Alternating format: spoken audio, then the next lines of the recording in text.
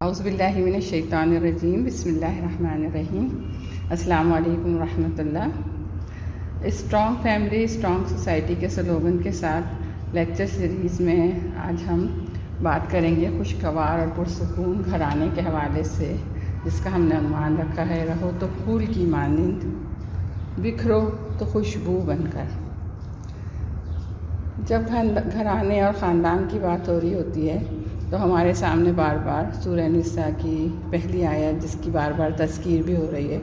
تقریباً ہر لیکچر میں ہی، تو اسی کو ہی دہرا لیتے ہیں کہ سورہ نساء کی آیت نمبر 1 اللہ تعالیٰ فرماتے ہیں، اے لوگو اپنے رب سے ڈرو جس نے تمہیں ایک جان سے پیدا کیا، اسی جان سے اس کا جوڑا بنایا۔ اس میں بہت ساری باتیں ہیں، لیکن ایک اہم ترین بات یہ ہے کہ ایک جان جو اللہ تعالیٰ نے اپنی روح پھونک کر پیدا کی اور اسی جان سے جوڑا بنایا، یعنی وہ جو دوسرا انسان پیدا ہوا وہ کوئی الگ سے کوئی چیز نہیں تھا، وہ اسی جان کا ایک حصہ تھا، ایک بات۔ اور دوسری بات یہ کہ وہ جوڑے کی شکل میں پھر بنے نا، تو اور آسمانوں پہ حضرت آدم اور حضرت حوا کا نکاح ہوا، اور یہ ایک اتنی بلیسڈ رشتہ قائم ہوا کہ اللہ تعالیٰ نے ان دونوں کو ایک جوڑے کی شکل میں زمین پر اتارا ہے۔ یعنی زمین پہ انسان کی آمد جو ہوئی ہے وہ انفرادی نہیں ہوئی ہے یا فردن نہیں ہوئی ہے، بلکہ ایک جوڑے کی شکل میں ہوئی ہے، اور وہ جوڑا جو تھا وہ نکاح کے الہامی رشتے سے بندھا ہوا تھا، اور یہی جوڑا جو ہے خاندان کی شکل اختیار کرتا ہے نا۔ جب دو لوگ مرد اور عورت ایک عقد نکاح میں بنتے ہیں تو ایک خاندان وجود میں آتا ہے، خاندان کی تشکیل ہوتی ہے۔ تو اس سے ہمیں یہ بھی پتہ چلتا ہے کہ جب یہ دونوں حضرت آدم اور حضرت حوا زمین پر اترے اور ایک خاندان کی شکل میں اترے تو خاندان بھی ایک الہامی ادارہ ہوا، نکاح کا رشتہ بھی الہامی ہوا۔ جیسے کہ ہم جانتے ہیں کہ یہ نکاح کا عقد نکاحی جو ہوتا ہے وہ اس بایولوجیکل نیڈ کو ایک حرمت والا رشتہ بنا دیتا ہے۔ پھر ہم دیکھتے ہیں کہ اسی رشتے سے بہت سارے مرد اور عورت نکلے، بہت اللہ تعالیٰ نے انسانی نسل میں وسعت دی، بہت بے شمار مرد اور عورت ہم دیکھیں کہ جب سے زمین قائم ہوئی اور حضرت آدم اور حوا ایک جوڑے کی شکل میں، خاندان کی شکل میں دنیا میں، اور اب تک انسانوں کی آمد کا سلسلہ جاری ہے اور رہے گا جب تک اللہ کا حکم ہوگا۔ اور ہم دیکھتے ہیں کہ اسی جوڑے کی برکت سے انبیاء، صلحاء، صالحین، صدیقین دنیا میں آئے، اسی جوڑے کی برکت سے جو نسل پیدا ہوئی اور جو لوگ آئے دنیا میں، انہوں نے بے شمار علم میں ترقیاں کی، سائنس میں ترقیاں کی، ٹیکنالوجی میں ترقی کی، اور آج جو ہم دنیا کو سجا سنورا دیکھتے ہیں اور اس میں بے شمار انسانی کمالات دیکھتے ہیں تو وہ اسی جوڑے میں جو نکاح کے رشتے سے جو برکت پیدا ہوئی اسی کا اظہار ہے یہ۔ اور اگر ہم بھی اپنے دائروں میں اس نکاح کی اہمیت کو سمجھیں گے تو یہ برکتیں حاصل کر سکتے ہیں۔ اور اس کے آگے کی آیت میں اللہ تعالیٰ ارشاد فرماتے ہیں کہ اللہ سے ڈرو، یعنی اس نکاح کے بعد جو رشتہ قائم ہو جاتا ہے اور اس کو قائم کرتے ہوئے اللہ کا تقوی اختیار کرو، ان معاملات کرتے ہوئے اللہ سے ڈرنا ہے، جس کا واسطہ دے کر تم ایک دوسرے سے اپنا حق مانگتے ہو، اور رشتہ داری کے تعلقات کو بگاڑنے سے بچو۔ یعنی کہ جس کا رحم جو ہے وہ اللہ تعالیٰ کی ذات سے وابستہ ہے، رحم کی صفت، اور رشتہ داری کے تعلقات میں اس رحم کو ملحوظ خاطر رکھنا ہے، اور بے شک اللہ تم پر نگرانی کر رہا ہے۔ رقیبہ کے 2 معنی ہیں، نگہبانی بھی اور نگرانی بھی، یعنی اللہ تعالیٰ نے ہماری نگہبانی بھی کی، ہمیں بچے سے ایک جوان بنایا، اور پھر ہمارے لیے رشتہ اور زوج، ہماری ضرورتوں کا جہاں پورا خیال رکھا نگہبانی کرتے ہوئے، وہاں پر وہ اس بات کا بھی اللہ تعالیٰ ہی کو حق حاصل ہے کہ وہ ہمارے تمام معاملات زندگی کی نگرانی بھی کر رہے ہیں۔ اگر ہم اس تصور کے ساتھ نکاح کے رشتے کو دیکھیں تو عقد مناکحت کی بہت بڑی اہمیت ہے، خاندان اور اجتماعی زندگی کی اہمیت۔ یہ عقد نکاح ہی تھا جس نے انسانی معاشرے کو پہلے خاندان دیا، اور خاندانوں کے بہت سارے خاندانوں سے ایک معاشرہ قائم ہوا، اور یہ اجتماعی زندگیاں قائم ہوئیں۔ مولانا سید جلال الدین عمری رحمۃ اللہ علیہ فرماتے ہیں کہ اسلام کا خاندانی نظام ایک مربوط نظام ہے جو محبت اور اخلاق اور قانون کی بنیاد پر استوار کیا گیا ہے۔ اگر ہم اس پر غور کریں تو نکاح کا رشتہ یقیناً ایک قانونی رشتہ ہے، عقد نکاح ہی جو ہے وہ اس کو قانونی حیثیت دیتا ہے، لیکن قانونی حیثیت سے تو اس کی بنیاد رکھی جاتی ہے۔ اور اگر ہم ان الفاظ پہ غور کریں، محبت، اخلاص اور اخلاق، تو یہ 3 چیزیں ہیں جو اس قانونی رشتے کی جو بنیاد پڑی ہے اس پر تعمیر کریں گی، اور یہ 3 خوبیاں ہیں جو اس تعمیر کو حسن دیں گی، اس کو سجائیں گی، سنواریں گی، اور احسن انداز میں ہمیں معاملات زندگی نظر آئیں گے۔ یعنی یہ محبت اور اخلاص سے گندھے رشتے اعلیٰ اخلاق کے ذریعے مضبوط عمارت کو تعمیر کریں گے، مضبوط خاندان کو تعمیر کریں گے، اور مضبوط خاندان جو ہے وہ مضبوط معاشرے کو جنم دے گا۔ خاندان کے حوالے سے جو ہمیں قرآن میں آیات ملتی ہے، سورہ فرقان کی آیت نمبر 54 ہے، جس میں اللہ تعالیٰ ارشاد فرماتے ہیں وَهُوَ الَّذِي خَلَقَ مِنَ الْمَاءِ بَشَرًا، وہی تو ہے جس نے پانی سے آدمی کو پیدا کیا، فَجَعَلَهُ نَسَبًا وَصِهرًا، پھر اس کو صاحب نسب اور صاحب سسرال کے رشتے بنائے، وَكَانَ رَبُّكَ قَدِيرًا، بے شک ہمارے قدرت رکھنے والے رب نے، ہم خود غور کریں اس بات پر اگر کہ 2 الگ الگ نسب رکھنے والے، یعنی مرد ایک الگ نسب سے تعلق رکھتا ہے، عورت الگ نسب سے تعلق رکھتی ہے، اور جب ان دونوں کو عقد نکاح میں باندھا جاتا ہے اور ان کے ذریعے سے اللہ ایک پانی کی بوند سے جو ہے ایک ماں کے رحم میں ایک بچہ پرورش پاتا ہے، 2 الگ نسب کی چیزیں ملتی ہیں اور ایک بچہ ماں کے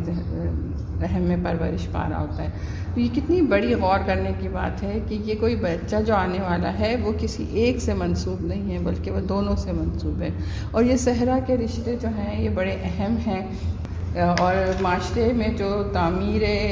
انسانیت ہے اور معاشرے کی بقا اور سلامتی دونوں رشتوں پر محمول کرتی ہے۔ اس میں ہم اگر غور کریں کہ نسب کے حوالے سے ہم دیکھیں تو انسانی معاشرے کی یہ اسلامی معاشرے کی ایسی عظیم الشان رحمت ہے اللہ تعالیٰ کی کہ جس کا ہم ادراک نہیں رکھتے اور فار گرانٹیڈ اس کو لیتے ہیں۔ جن معاشروں میں نسب نہیں ہے، جن معاشروں میں ناجائز تعلقات کی بنا پر بچے وجود میں آ جاتے ہیں اور جو نسب سے بھی واقف نہیں ہوتے، اور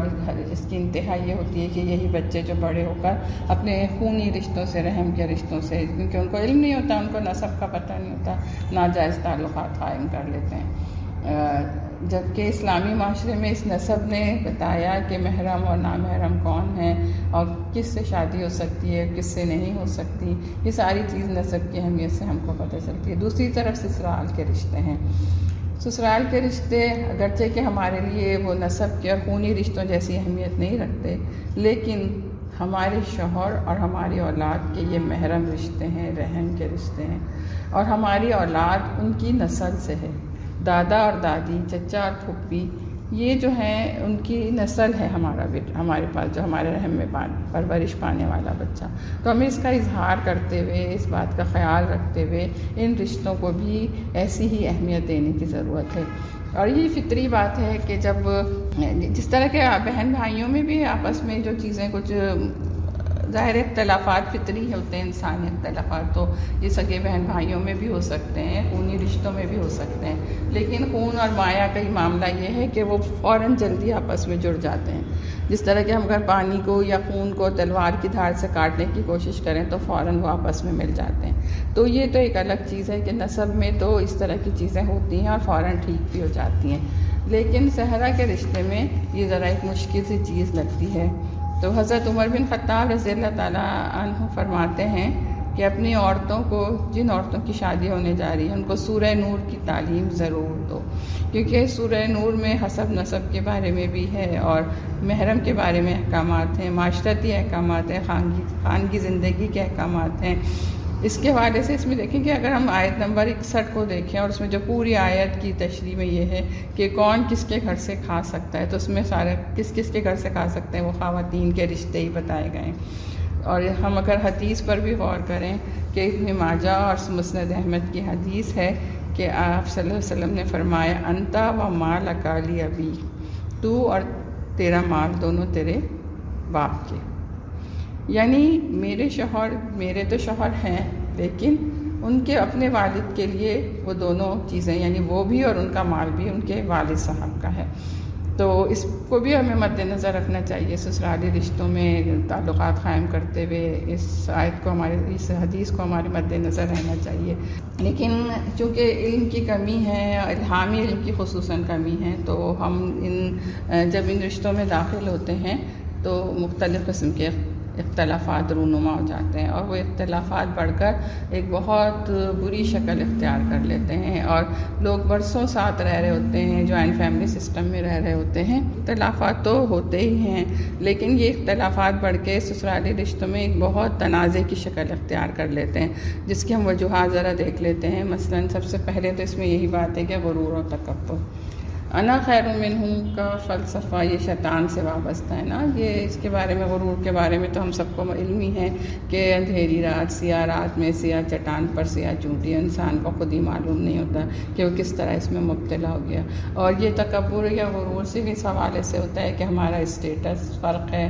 ہم علم میں زیادہ بہتر ہیں، ہم نسب میں زیادہ بہتر ہیں، ہماری ذات برادری میں زیادہ بہتر ہیں، کسی بھی طرح سے کوئی چیز اگر چھوٹی سی بھی آ جاتی ہے تو ہمیں پتہ ہی نہیں چلتا رائے کے برابر، اور یہ تکبر جو ہے پھر بغض اور حسد تک لے جاتا ہے، یعنی کہ پھر اگلے فرد سے جو ہے ہمارے لیے دل میں بغض، کینہ، حسد شروع ہو جاتا ہے، اور ہم سب کو پتہ ہے کہ حسد تو پھر اپنے آپ کو ہی جلاتے رہتا ہے، اور اس حسد کی وجہ سے پھر تجسس اور بدگمانی اور ٹو میں رہنا، اور کسی طرح کوشش کرنا کہ نیچا دکھایا جائے، اس کے لیے غیبت اور چغلی، اور غیبت جس کے بارے میں فرمایا گیا کہ یہ زنا سے بھی بدتر ہے، ہم اس میں مبتلا ہو جاتے ہیں، اور اس پر بھی بس نہیں کرتے تو پھر طعنہ اور تشنے اور منہ در منہ جو ہے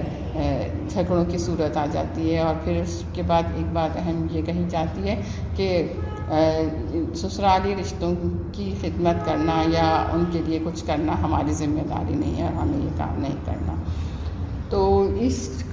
ظاہر یہ ساری شکل جب ہوتی ہے تو لوگ برسوں ساتھ رہ کے بھی جو ہے نا اسی طرح کے رویوں کے ساتھ، غرور، کینہ، بغض اور ان سب کے ساتھ رہتے ہیں، اور ایسے ماحول میں پلنے والے بچے جو ہیں جب وہ یہی ساری چیزیں لے کے معاشرے میں جب جاتے ہیں تو یہ تمام چیزوں کے ساتھ داخل ہوتے ہیں، گھر کا بگاڑ، گھر کا فساد، گھر کی بے اطمینانی، بدامنی جو ہے معاشرے میں بھی ہم کو جا بجا نظر آتی ہے۔ اگر ہم ان اختلافات کو حقیقتاً ختم کرنا چاہتے ہیں اور اس سلوگن پر عمل پیرا ہونا چاہتے ہیں الہامی ہدایت کی روشنی میں، تو پھر اس کے لیے بھی بہت ساری چیزیں ہمیں رہنمائی کرتی ہوئی نظر آتی ہیں۔ حدیث نبی صلی اللہ علیہ وسلم میں افشوا سلام بینکم، سلام میں پہل کرو، سلام کو پھیلاؤ۔ تو اس میں اس کے حوالے سے ایک بہت کیس اسٹڈیز ہیں بہت ساری جو کاؤنسلنگ سے بھی وابستہ رہتا ہے۔ تو کچھ ایک بچی نے ہم سے ایسی گفتگو سن کر کہا کہ ہماری فلاں رحم کے رشتے ہیں اور ان سے ہمارا تعلق جو ہے منقطع ہے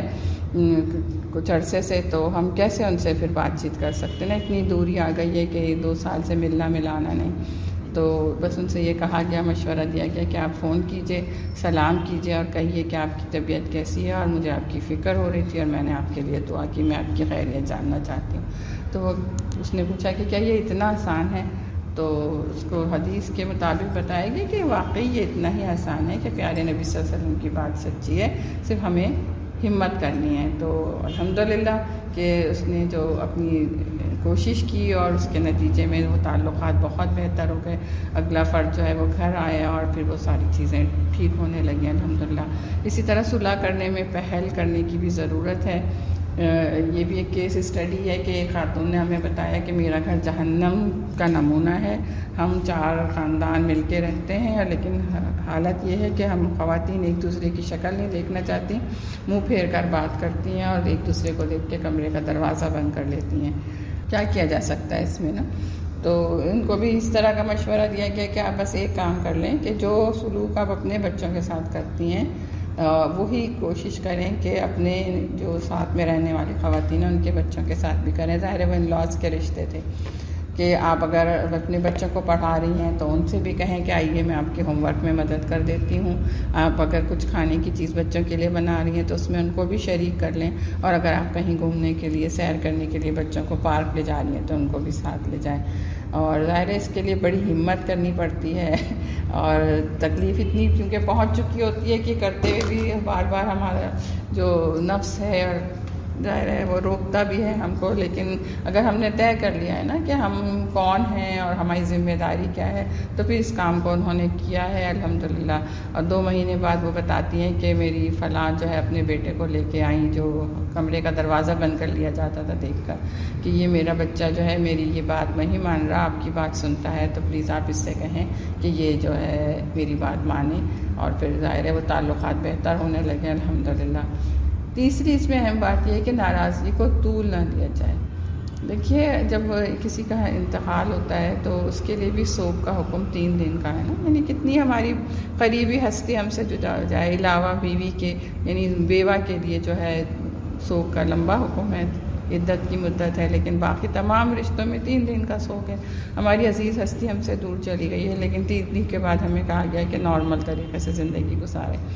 تو ناراضگی کیا اتنی بڑی ہے کہ اس میت کی جو اس ہمارے پیارے کی جدائی سے بھی زیادہ ناراضگی بے شک بہت بڑی ہو سکتی ہے اور بہت دل کو ٹھیس پہنچی ہے اور تکلیف پہنچی ہے، لیکن ہمارے سامنے نبی کریم صلی اللہ علیہ وسلم کی وہ حدیث رہنی چاہیے کہ آپ صلی اللہ علیہ وسلم نے فرمایا جو شخص 3 دن تک اپنی ناراضگی کو دور نہیں کرے گا وہ جنت میں داخل نہیں ہوگا۔ تو اگر ہمارے سامنے یہ حدیث رہے گی تو ہم ناراضگی کو 3 دن تک لے جائیں گے، یعنی اس سے پہلے ہی ختم کر دیں گے۔ اور اس کی کوئی بے شمار صورتیں ہو سکتی ہیں کہ ہم تحفے دے دیں، چھوٹے موٹے تحفے ہوتے ہیں، مسکرا کر دیکھ لینا، سلام میں پہل کر لینا، کوئی چھوٹا سا کوئی کھانے پینے کی چیز بنا کے بھیج دینا، تو یہ بہت ساری چیزیں ہیں جس کے ذریعے سے، اور تحفہ دینے سے بھی ظاہر محبت بڑھتی ہے۔ ادائیگی فرض کے حوالے سے ہمیں یہ بات ہمارے پیش نظر رہنی چاہیے کہ ہمارے پاس یہ بات جو کہی جاتی ہے کہ قانونی اور شرعی طور پر عورت کے اوپر فرض نہیں ہے کہ وہ اپنے ان-لاز کی خدمت کرے، لیکن عزیز بہنوں ہمارے سامنے یہ بات بھی مد نظر رہنی چاہیے جو آپ صلی اللہ علیہ وسلم کی حدیث ہے، جسے حدیث قدسی کہا جاتا ہے کہ اللہ تعالیٰ فرمائیں گے روز محشر ایک بندہ ان کے سامنے ہو کر اللہ تعالیٰ فرمائیں گے ابن آدم میں بیمار پڑا تھا اور تم نے میری عیادت نہیں کی، اور بندہ حیران ہو کر پوچھے گا آپ تو رب العالمین ہیں، آپ کیسے بیمار ہو سکتے ہیں؟ تو اللہ تعالیٰ فرمائیں گے کہ تمہارے قریب میں فلاں شخص بیمار تھا، اگر تم اس کی عیادت کر لیتے تو مجھے اس کے پاس پاتے، اور اسی طرح اللہ تعالیٰ فرمائیں گے کہ اے ابن آدم میں بھوکا تھا اور تم نے مجھے کھانا نہیں کھلایا۔ بندہ کہے گا کہ آپ تو رب العالمین ہیں، آپ تو رازق ہیں، آپ کیسے بھوکے ہو سکتے ہیں؟ تو اللہ تعالیٰ فرمائیں گے تمہارے قریب میں فلاں شخص بھوکا تھا، اگر تم اس کی مدد کرتے تو مجھے اس کے قریب پاتے۔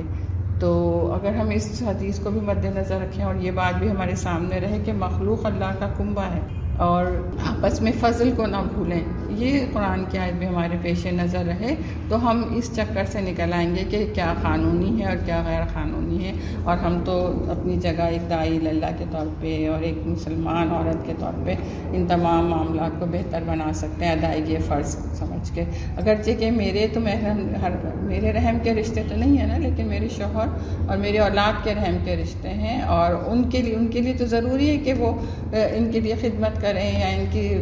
اپنے جو رشتہ دار ہیں رحم کے ان کے لیے وہ ضرور کوئی نہ کوئی کوشش کریں، تو ہمیں بھی ان کے ساتھ اس میں معاونت کرنی چاہیے۔ ضبط نفس اور تکریم خاندان، یہ ضبط نفس کے حوالے سے جو ہے نا بہت اہم بات یہ ہے کہ ہمیں یہ دیکھنا چاہیے کہ ہمارے ایموشنز ہمیں کنٹرول کر رہے ہیں یا ہم اپنے ایموشنز کو کنٹرول کر رہے ہیں۔ اگر ہم یہ اسلام کے الہامی اصول، نبی کریم صلی اللہ علیہ وسلم کی احادیث کو مد نظر رکھیں گے تو ضرور ہم اس قابل ہو جائیں گے کہ اپنے ایموشنز کو ان کی روشنی میں کنٹرول کر سکیں اور اپنے معاملات زندگی کو بہتر بنا سکیں۔ When we move our face from comparison to contribution, life become celebration۔ اس کے علاوہ بہت ساری احادیث ہماری رہنمائی کرتی ہیں، رحم کے متعلق فرمایا جاتا ہے، جیسے کہ سورہ نساء کی آیت میں بھی تھا نا کہ جس رحم کا واسطہ دے کے تم اللہ سے سوال کرتے ہو، اور رحم جو ہے اتنی اہم چیز ہے، تو یہ رحم عرش الہی سے لٹک کر فریاد کرتا ہے کہ اللہ جو مجھے کاٹے تو اسے کاٹ اور جو مجھے جوڑے تو اسے جوڑ۔ تو اللہ تعالیٰ فرماتے ہیں کیا تجھ سے خوش نہیں کہ جو تجھے جوڑے گا میں اسے جوڑوں گا اور جو تجھے کاٹے گا میں اسے کاٹ دوں گا۔ اور حدیث نبوی کے لا يدخل الجنت قاطع، رشتہ داروں سے قطع تعلق کرنے والا جنت میں داخل نہیں ہوگا۔ اس میں بھی ہماری نظر رہنی چاہیے، دونوں طرح کے رشتے بہت اہم ہیں اور رشتہ داروں کو ان کا حق دینے کا حکم ہے۔ اس میں جو ہے یہ مینشن نہیں کیا گیا کہ نسب کے رشتہ داروں کو حق دو، نسب اور شوہرہ کے دونوں رشتے ہیں اور دونوں کو ہی ان کا حق دینے کے لیے کہا گیا ہے۔ اور ایک بہت اہم چیز جو ہماری معاشرت میں، ہمارے خاندانوں میں اگر یہ چیز پریکٹس میں آ جائے تو ہماری سوسائٹی کی بہت سارے مسائل حل ہو جائیں گے اور ہمارا گھر ایک پرسکون گھرانہ، خوشگوار گھرانہ بن سکتا ہے۔ وہ یہ حدیث ہے جو کہ جس کے آخری الفاظ بڑے وعید والے بھی ہیں کہ من لم یرحم صغیرنا ویعرف حق کبیرنا فلیس منا۔ حضرت عبداللہ بن عباس رضی اللہ عنہ کہتے ہیں کہ رسول اللہ صلی اللہ علیہ وآلہ وسلم نے فرمایا وہ شخص ہم میں سے نہیں، فلیس منا۔ یہ الفاظ اتنی سخت ہیں کہ روح کانپ جاتی ہے۔ یعنی آپ صلی اللہ علیہ وسلم نے فرمایا وہ شخص ہم میں سے نہیں جو ہمارے چھوٹوں پر مہربانی نہ کرے اور ہمارے بڑوں کی عزت نہ کرے۔ تو اس حوالے سے ہم اپنے تناظر میں دیکھتے ہیں کہ ہم بے شک بے شمار رشتوں میں گندے ہیں، کہیں ہم ساس ہیں، کہیں بہو، کہیں نند اور کہیں بھابھی، اور کہیں دیورانی اور جٹھانی اور خالہ اور چچی اور پھپھی اور بھتیجی اور بھانجی، یہ تمام رشتوں میں۔ لیکن اگر ہم اپنے آپ کو 3 ڈائمنشنس میں دیکھیں، بیوی، ماں اور بیٹی، تو ہمیں یہ دیکھنا چاہیے کہ جب ہم اگر ایسی پوزیشن میں ہیں جو رشتوں میں بڑی ہے، یعنی کہ میں اگر ساس ہوں اور میں بڑی جٹھانی ہوں اور میں بڑی بھابھی ہوں، تو پھر مجھے اپنے آپ کو، اپنے سے چھوٹے رشتوں کو شفقت سے دیکھنا ہوگا، محبت سے، رحم سے دیکھنا ہوگا۔ جس طرح ایک ماں اپنی بیٹی کو گنجائش دیتی ہے اور اس پر شفقت کرتی ہے، ان تمام رشتوں میں مجھے وہ شفقت دینی ہوگی، اور اگر میں نہیں دوں گی تو پھر ہمارے سامنے وہ وعید بھی ہے کہ فلیس منا۔ اللہ تعالیٰ ہم سب کو اس سے اپنی پناہ میں رکھے۔ دوسری صورت یہ ہے کہ اگر میں بیٹی ہوں، یعنی میں چھوٹے رشتوں میں ہوں، میں بہو ہوں، میں دیورانی ہوں، میں بھتیجی اور بھانجی ہوں، تو اپنے سے بڑے رشتوں کو مجھے ماں کی حیثیت دینی ہوگی اور ماں جیسا ادب ان کے ساتھ کرنا پڑے گا۔ اور اس کی وجہ صرف یہی ہے کہ ہم پیارے نبی صلی اللہ علیہ وسلم کے امتی ہیں اور ان کی اطاعت ہم پر فرض ہے، اور اگر ہم یہ نہیں کریں گے تو پھر ہم آپ صلی اللہ علیہ وسلم کی اس وعید سے ہم پناہ میں آتے ہیں اللہ کی، کہ اللہ تعالیٰ ہمیں اس سے اپنے محفوظ رکھے۔ تو ہم وہ بڑوں کا جب ادب کریں گے اور چھوٹوں پر شفقت کریں گے اپنے معاملات زندگی میں، اپنے خاندان کے دائرے میں، تو بہت ساری چیزیں 60-70% معاملات بہتر ہو جائیں گے۔ اور یہی رویے اور یہی اقدار لے کے جب بچے، ہماری نسل اور ہم سب سوسائٹی میں جاتے ہیں تو یہی رویے وہاں پر بھی اور یہی اقدار وہاں پر بھی ترویج پاتی ہیں۔ تیسری بات اس میں بیوی کی حیثیت ہے۔ بیوی کی حیثیت میں ہمیں یہ سامنے رکھنا چاہیے کہ مرد بہرحال شوہر قوام ہیں اور ان کا ادب ہم پر فرض ہے، ان کی عزت کرنا ہم پر فرض ہے۔ اسی طرح اپنے بچوں کو بھی یہ سکھانے کی ضرورت ہے کہ کون ان کے بڑے رشتے ہیں اور ان سے کیسے ادب کرنا ہے، اور اپنے سے چھوٹوں رشتوں کے ساتھ کیسے شفقت کرنی ہے، جس میں دادا، دادی، چچا، ماموں، پھپھی، خالہ، نانا، نانی، یہ سارے بڑے رشتے ہیں، اور ان کے رشتے یا ادب جو ہے وہ ایک عورت کی ذمہ داری ہے کہ وہ اپنے بچوں کو سکھائے۔ اس کے بعد ہم دیکھتے ہیں کہ جو شخص یہ پسند کرتا ہے اس کے رزق میں وسعت اور عمر میں اضافہ ہو تو صلہ رحمی کرے۔ صلہ رحمی اور رحم کے حوالے سے بات ہو گئی، تو اس صلہ رحمی کا ایک فائدہ تو ہمیں اپنے ذاتی زندگی میں بھی یوں ہوتا ہے کہ ہمارے رزق میں بھی اضافہ ہوتا ہے اور ہماری عمر میں بھی اضافہ ہوتا ہے، اور طویل عمر نیکی کی توفیق کے ساتھ مل جائے تو کیا ہی کہنے۔ تو یہ تو اتنی پیاری بات ہے کہ یہ نہ صرف کہ ہم اللہ کی رضا حاصل کریں گے، اور بلکہ ہماری اپنی ذاتی زندگی میں بہت ساری بھلائیاں ہمیں مل سکتی ہیں اس عمل کے ذریعے سے۔ یہ جو کوٹ لکھی ہوئی ہے کہ change of action required change of perception, تو یہ بڑی اہم بات ہے۔ جب پرسیپشن چینج ہوتا ہے الہامی ہدایات کی روشنی میں، جب پرسیپشن چینج ہوگا تو ہمارا ایکشن بھی چینج ہوگا، کیونکہ ہم اللہ سے ڈرنے والے لوگ ہیں، اور اس لیے ہم ان رشتوں کو جوڑیں گے جن کو اللہ تعالیٰ نے جوڑنے کا حکم دیا ہے۔ اور ظاہر ہے اس تمام رشتوں کو جوڑنے کے لیے انسان کو صبر کرنا پڑتا ہے، جیسے کہ حدیث نبوی ہے کہ ایک شخص نے کہا کہ جو شخص لوگوں میں رہتا ہے اور تکلیف دہ باتیں برداشت کرتا ہے، اس شخص سے بہتر ہے کہ جو الگ تھلگ رہتا ہے کہ لوگوں کی تکلیف دہ باتوں سے بچ سکے۔ تو ظاہر ہے اس کے لیے ہمیں پھر صبر کرنا ہے، اور صبر کے ساتھ جو اللہ تعالیٰ کے احکامات ہیں اس پر عمل کرتے ہوئے برائی کو بھلائی سے دفع کرنا ہے۔ تو ایسے ہی لوگوں کے لیے آخرت کا گھر ہے۔ اور پھر آخری آیت میں یہ فرمایا ہے سورہ رات کی 24ویں آیت، سلام علیکم بما صبرتم فنعم عقبی الدار، فرشتے کہیں گے کہ تم پر سلامتی ہو تمہاری صبر کرنے کی وجہ سے، پھر آخرت کا گھر کیا ہی اچھا گھر ہے۔ اور یہ تھوڑی سی محنت سے ہم اپنے گھروں کو پرسکون بنا سکتے ہیں، خوشگوار خاندان، خوشگوار گھرانہ، خوشگوار ماحول، خوشگوار معاشرہ۔ اور اس کا نتیجہ یہ ہوگا کہ دنیا کی زندگی میں بھی ہم پھول کی طرح مہکتے رہیں گے. ہمارے گھر جو ہیں، ہمیں گھروں کو نقلی اور اصلی پھولوں سے سجانے کے بجائے ہم اپنے حسن اخلاق سے، اپنے خلق سے اپنے گھروں کو سجائیں، اور اس کی مہک جو ہے وہ چار سو پھیلے، یعنی معاشرے میں پھیلے، اور لوگ اس کو کاپی کریں، اس کو ماڈل سمجھیں. تو کیا ہی اچھی بات ہے. اللہ تعالیٰ ہمیں اس پر عمل کرنے کی توفیق عطا فرمائیں. جزاک اللہ.